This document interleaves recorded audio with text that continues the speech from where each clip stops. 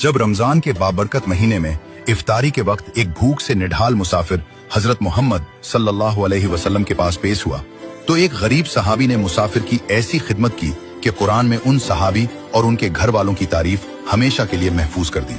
ये उस वक्त की बात है जब मस्जिद नबवी में नमाज असर के बाद एक मुसाफिर हाजिर हुआ। उसका चेहरा पीला, लिबास फटा और हालत बेहाल थी।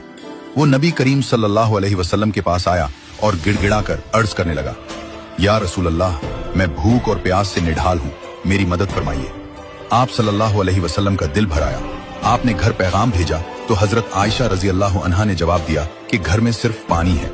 आप सल्लल्लाहु अलैहि वसल्लम ने सहाबा की तरफ देखकर फरमाया, आज रात इस शख्स को कौन अपना मेहमान बनाएगा? अल्लाह इस पर रहम फरमाएगा। हजरत अबू तलहा अंसारी रजी अल्लाह अन्हु खड़े हुए और मेहमान को अपने घर ले गए।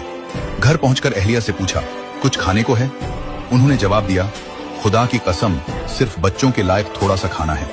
अबू तलहा ने फरमाया, बच्चों को कहानी सुनाओ और सुला दो, और जब हम दस्तरखान पर बैठें तो तुम किसी बहाने चिराग बुझा देना। हम अंधेरे में अपना मुंह ऐसे हिलाएंगे जैसे हम भी खा रहे हैं, ताकि मेहमान पेट भर कर खा सके और उसे शर्मिंदगी ना हो। उम्मी सुलाम ने बच्चों को कहानी सुनाकर सुला दिया। जैसे ही खाना शुरू हुआ तो उम्मी सुलाम ने चिराग बुझा दिया। अंधेरे में अबू तलहा और उम्मी सुलाम अपने हाथ ऐसे चलाते रहे जैसे खा रहे हैं, मगर हकीकत में वो एक लुकमा भी नहीं खा रहे थे। मेहमान बेफिक्र होकर पेट भरकर खाता रहा। रात में मियाँ बीवी और बच्चे भूखे सो गए, मगर दिल मुतमईन थे कि रसूल अल्लाह के मेहमान की खिदमत करनी। फजर की नमाज के बाद जब अबू तलहा मस्जिद में पहुंचे तो नबी करीम सल्लल्लाहु अलैहि वसल्लम ने मुस्कुराकर फरमाया, कल रात तुम दोनों ने अपने मेहमान के साथ जो किया उसे देखकर अल्लाह ताला अर्श पर खुश हुआ।